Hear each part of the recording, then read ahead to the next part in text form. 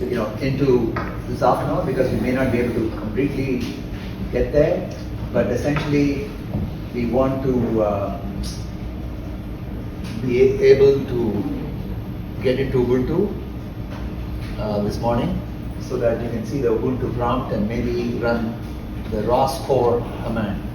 So ROS core is like so nothing in ROS can run without ROS core. So if something is broken or the pieces are missing, the way to find out is to run ROS core. If ROS core doesn't run, it means some package has not been downloaded or something is missing. So hopefully we can get that. Now, let's go back to the presentation.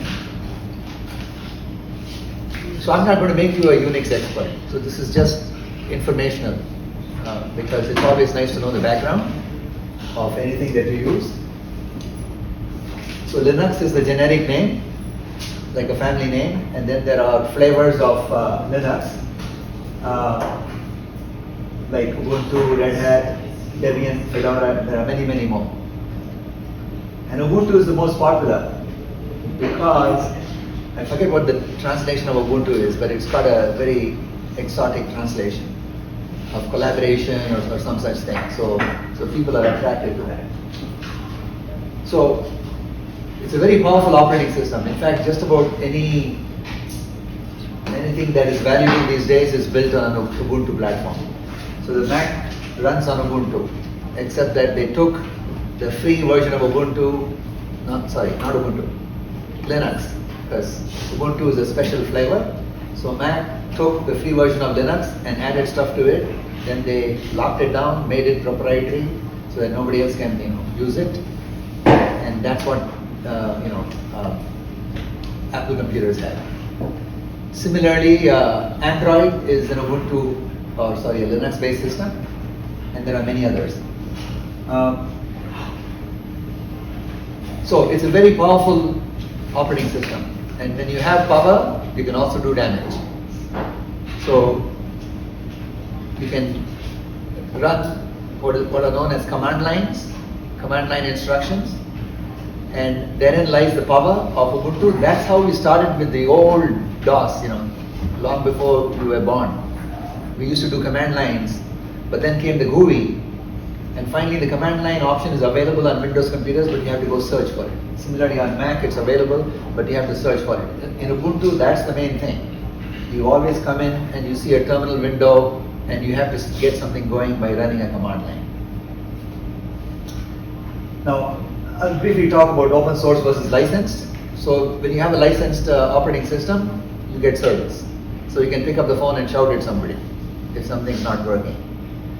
Open source, you have to beg somebody. You have to post a request on a bulletin board and say, this is not working. And if somebody in the open source community sees that, has pity on you, has the time, they will answer it. Sometimes there are people who just yell at you. They say, can't you explain your problem better? And then you say, sorry sir, and then you try to that's the nature of the open source community. There are some jerks and there are some good people. So you have to get used to that. With MATLAB, for instance, you can fill out a ticket, and by the next day they'll be, contacting you to find out, how to solve your problem. So that's the advantage of a licensed piece of software. You have to pay, of course, thousands of dollars for MATLAB versus open source, where there is no organized help. Any help is by somebody's, good grace. Okay, so the trade-off is graphical user interface, ease of use, but you can't do anything powerful and complicated at the graphical user interface level because you are constrained by whatever they're giving you, the icons they give you, versus the command line interface.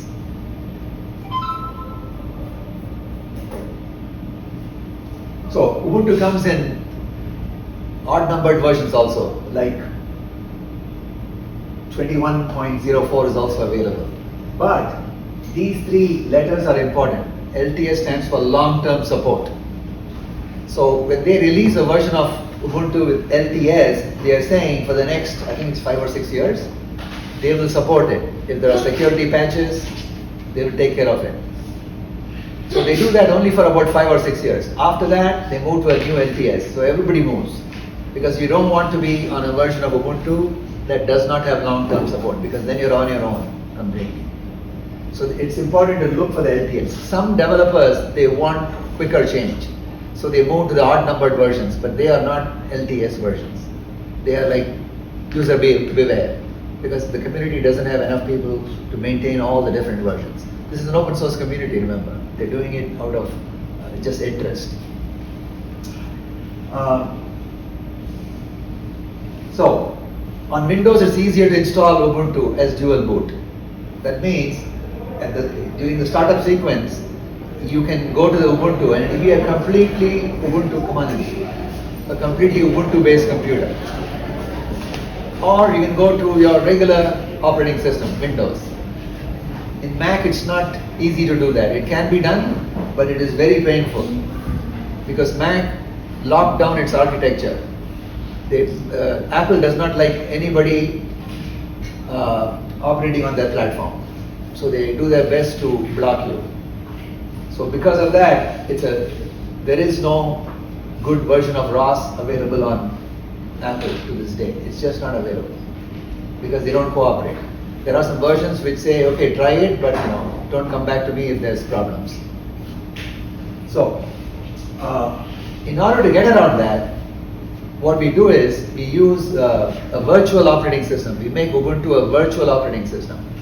That, you know what a virtual operating system is? There can only be one operating system on any computer.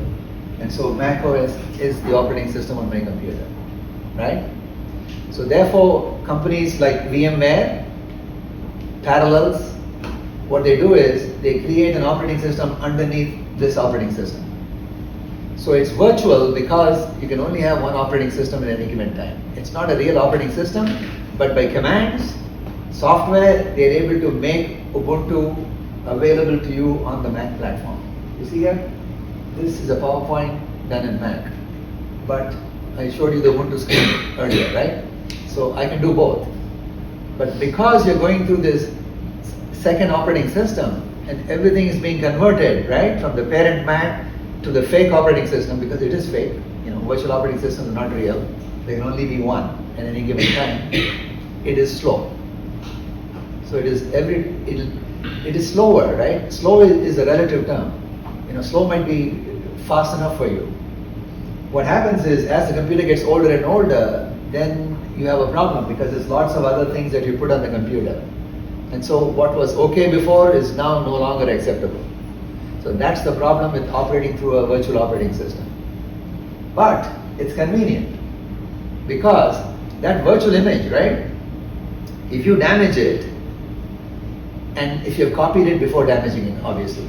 So right now, where you have an image, you can copy that image and create what they call a clone. A clone is a complete, copy of it. So if you're doing something with ROS, you break it, it's irrecoverable, meaning that there's no point in going and trying to fix it because it's something bad happened that you cannot figure out. You can delete it and replace it with the clone. That can be done in a matter of minutes. Whereas if I do something back to the Mac OS, I have to reinstall the whole system. So that's the beauty of virtual operating systems. Because they exist like a piece of software, you can take the software and keep it somewhere else on a external drive. And then if the parent gets damaged, you copy the clone back in. So that's the advantage of a virtual operating system. So VirtualBox is again an open source version of what VMware does. VMware, you have to have a license. VirtualBox is open source, but then you don't get any support. You have to figure out if it doesn't work. All right, so I'll skip through the details. Mode 1 is what you have, and what I have too. So I'm using VMware. You're using VirtualBox, I think. The image is pre-prepared to work for the TurtleBot 3. We're going to use the robot known as the TurtleBot 3. It is the real robot. It's about this size. The maximum speed is about 0.22 meters per second. So you won't be seeing the real TurtleBot 3. TurtleBot 3 because there was a TurtleBot and a TurtleBot 2. So TurtleBot 3 is the grandchild in the family. But you will see a simulation model of it. So except that it's not real, it'll be like working with a real turtle bottery. So mode 1 is what we are using. The other two are just for interest. I have all these versions that, in some form or the other, because when you're doing more complicated research, when you have machine learning and stuff like that going on, when you have multiple robots, then it's better to have native installation, because you don't want to have an operating system sitting on top of an operating system. But over here, we're going to manage with mode 1. As I said, it's easy to backup and restore. And you can take a chance. If you destroy your virtual operating system, it's okay. You just bring it back. But of course, you know what it means, right?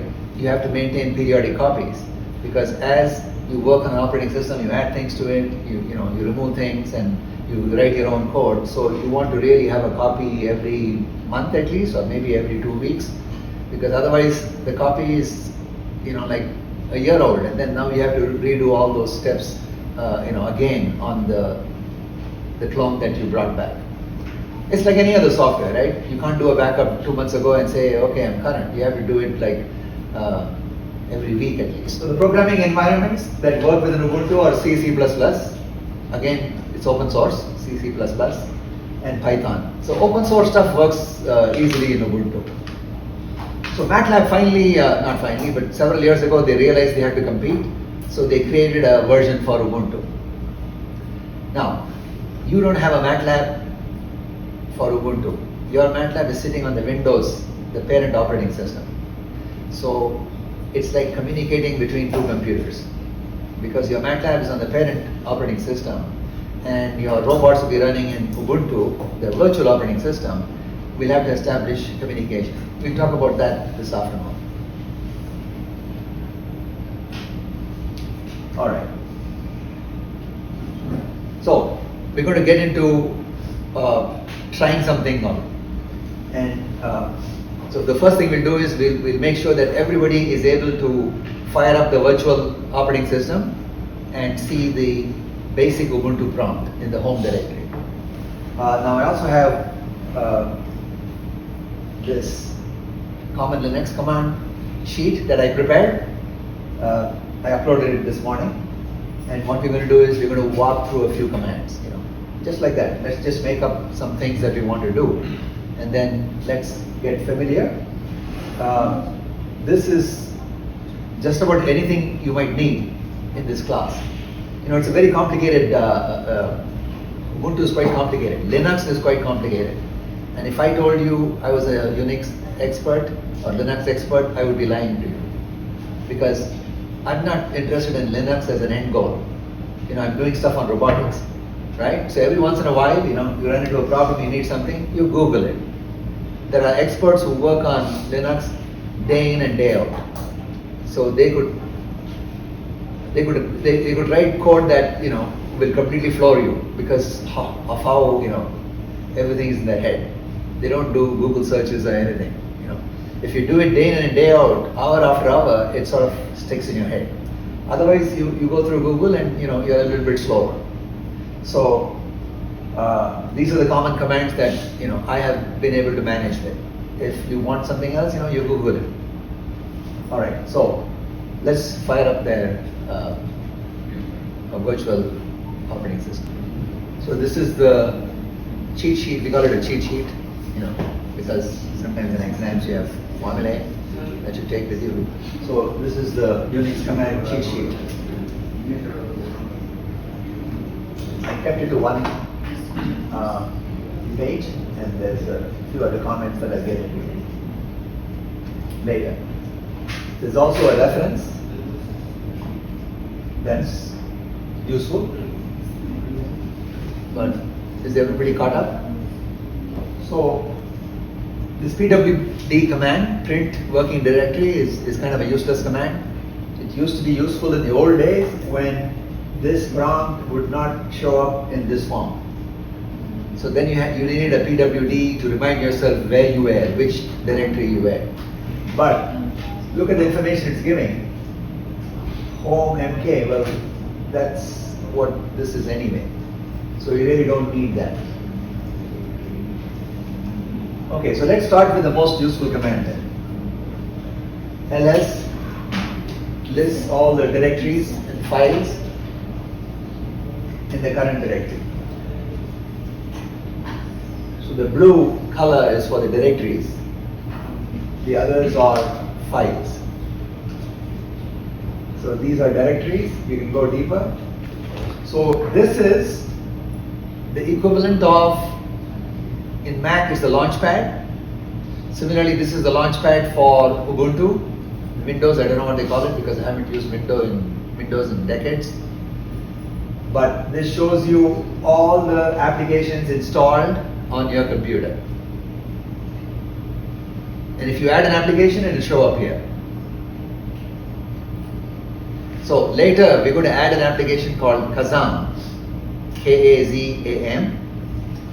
It's a video recorder, because when you do the 2 homework assignments, you're going to submit the code, but you're also going to capture the robot moving around, doing something interesting. Kazam is very easy to use. In fact, you can start learning how to use it yourself. So installation is a different thing. I'll talk to you about it this afternoon. But Kazam will allow you to screen record. Okay, so click on this terminal or double click. Now I'm already in terminal. It went back to what I had already opened. Now terminals work this way. You can open any number of terminals. Alright? But if you already have one terminal open, then you can click on this little icon here, and that will open any number of terminals. It will open a tab, which is sometimes more convenient because you don't want to fill your screen with new terminals. Notice, it opens all the tabs in your home directory. See MKS? So all of them are open within the same directory. Now let me shut this down. Any questions so far? Is everybody got at least one terminal window open? Now, I don't want to digress, but I can show you this afternoon. It's possible to drag the terminal icon into the left column. This is as a shortcut because you'll be opening terminals frequently. So therefore, it's convenient to have it here. So I'll show you how to do that. I think it's possible to just right click and it will say make it a favorite or whatever. So by the way, a lot of the learning is done by Google searches. So that's how I learned. I don't have the Ubuntu manual in my head. I know how to access Google though. So I'm as brainy as Google is. No more.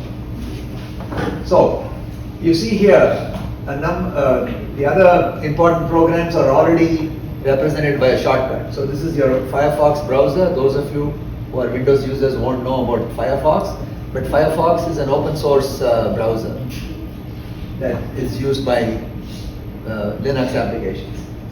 And then you have others. This is mail, your email. And then this is, So in the very old version of Ubuntu, you had to do everything through the command line. But then people figured out that, most of the world is not going to like that. People exposed to Windows computers and Macs and so on. So eventually the open source people in Ubuntu, they got together and created a GUI. So this enables you to see the whole directory structure. You don't have to navigate by going to a directory and doing ls and so on. It's still nice to know those commands, but when you open, for instance, we double click on this, it shows you your entire file structure. So this is you, each one of you. It is your home directory. So that's what we were seeing here. By default, you'll be in your home directory. Your home directory. So that is your operating space. And when you do an ls, you will get a list of the directories and files in your home directory. Is that okay? You can also get it by double clicking on files, and then you can see it's all here, and you can go deeper if you want. So this is a fallback option. Now, this fallback option is useful because sometimes you want to copy a file from one directory or subdirectory to another. everybody knows how to do it from here, Typically, you line up the file, you do a right click and it'll say, copy or move, right? So all those options are available. Now, this is my main Turtlebot3 directory. It's called something else in your case. We'll get to that this afternoon. But I like names that, I like a folder for each robot separately.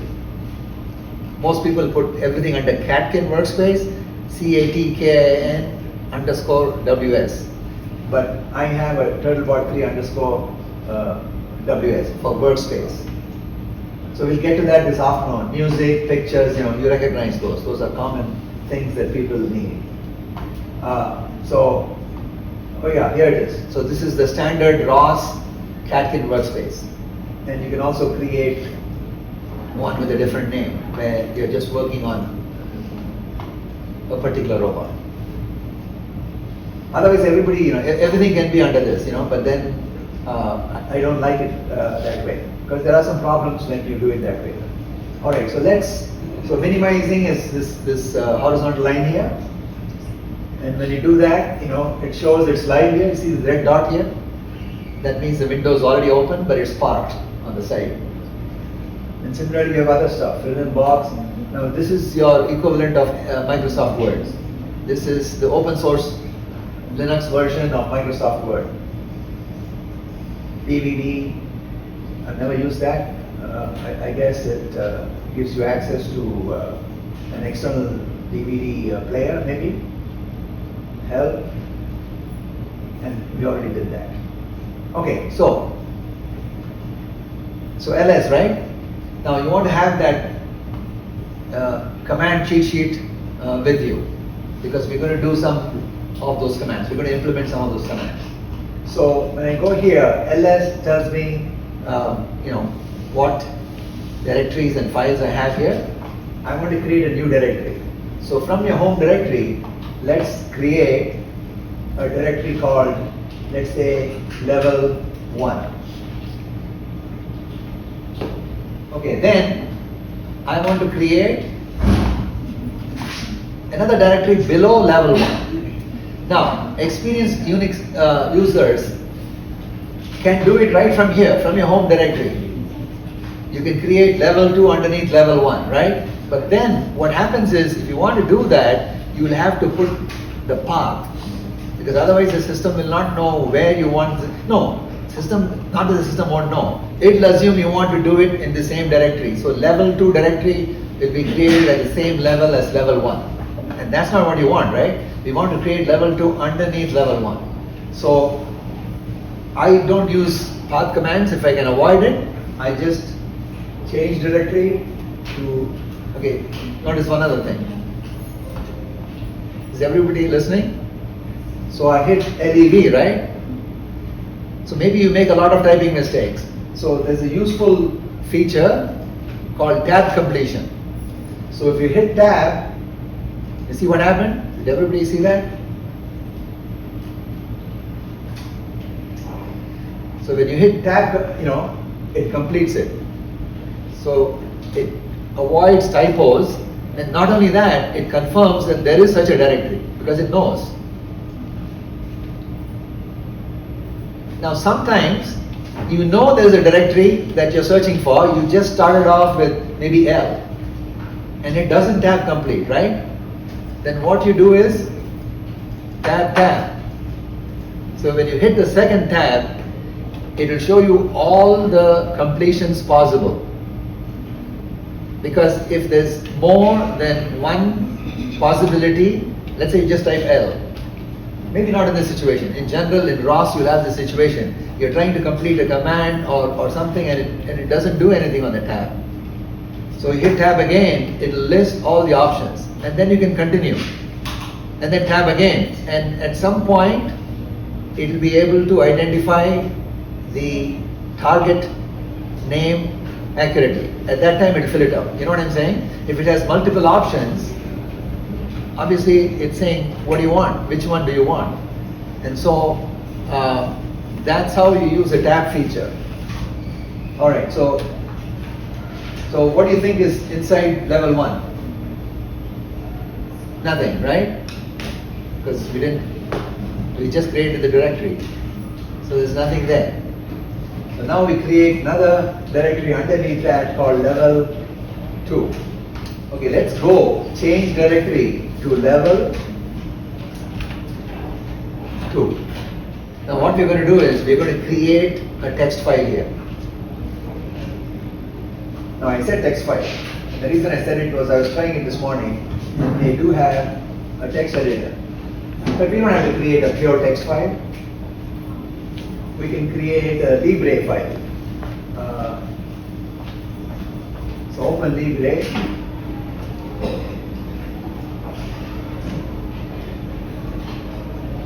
Okay. And let's just type a sentence. This is a file in level 2. Now you don't want to put it in documents, right? Home. Remember, home is your directory.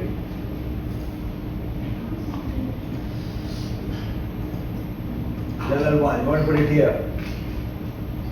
Got it? So I created a level 2 directory, and then I created a file with some words to recognize the file, and I put it in level 2. Now I want to know whether it's there.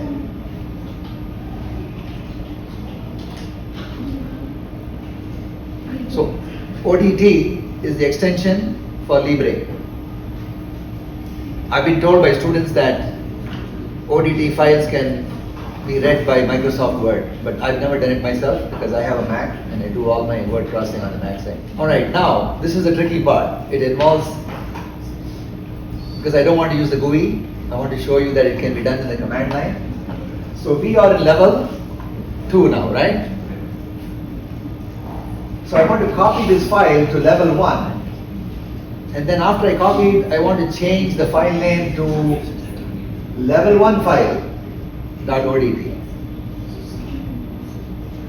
So how do I do that? So copy file here, file there, you will need a path command. So I avoid putting a path on both of them because I put myself in one of those directories.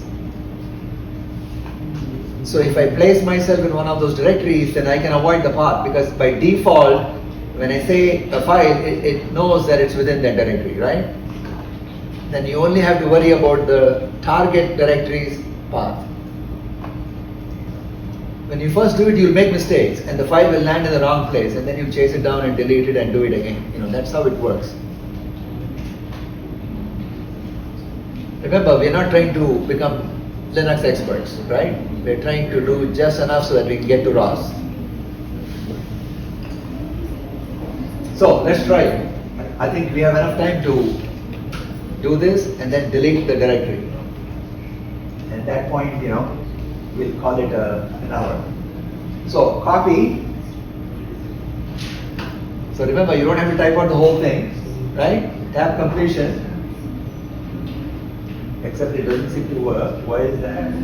We are in level 1, no, we are in level 2 actually. So copy. Not sure why. I'll have to look into that. Why tab completion is not working, but anyway, I typed it out. Oh, CD, that's right, no wonder. Copy. See, I'm losing my eyesight every day. Copy. Oh, it doesn't work still, right? Copy. Oh, capital L. No wonder, right? It doesn't. It says there's nothing to complete because I hit lowercase. What is the path for the other directory, right? If you're not a Unix expert, you will struggle. So watch this. I opened up another tab, and then we are in level 2, correct? I want to go up one directory. So for that, you go cd two period, sorry. So this is a relative command. Anytime you hit cd dot dot, it means you go up one. If you want to go one more, you hit cd dot dot. Now, you can navigate directly. If you know the full path, you can go from any directory to any other directory. In fact, experts do that all the time. I go up one step at a time because typically, you have to move up one level or two levels and then come down. So here is the path. Got it? So you can see what the path is. Now you're in level 1. Now what is the path? You see this symbol here? It's known as the tilde, T-I-L-D-E. It's on your keyboard. The tilde is a substitute for the home directory. The home directory, anywhere in your system, in your directory structure, if you want to go to the home directory, you put cd tilde. So the tilde is like a short name for your home directory. So there it is, tilde level 1. So I come back here and I say tilde level 1. Right? Now, if you want to change the name, you can do it right here.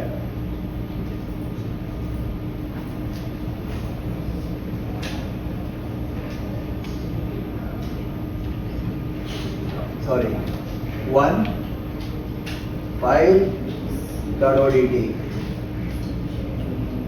So level 2 file.odt, I want to move it to level 1 and I also want to change the file name. I hope I got that right. It seems to have accepted it. Now don't you want to go and see whether it worked? So for that, you go up one level and do an ls. Now you can do an ls from wherever you were with the path, I told you. If you put the full path, you can list any directory.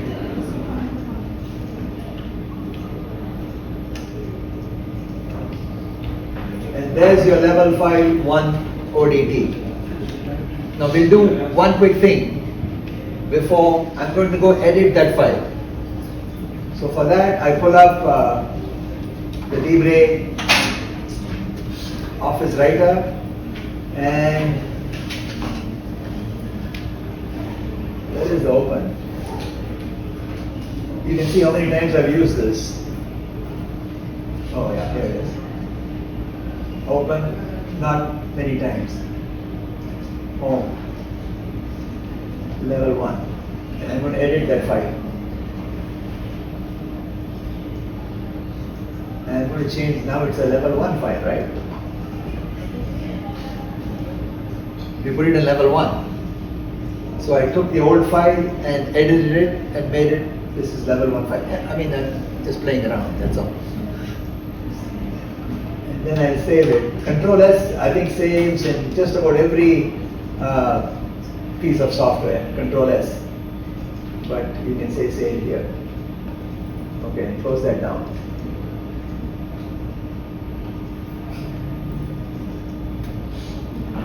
Now the last thing I want to do is try to delete this entire directory structure. So for that, I have to go up whatever I created. So I go up to my home directory.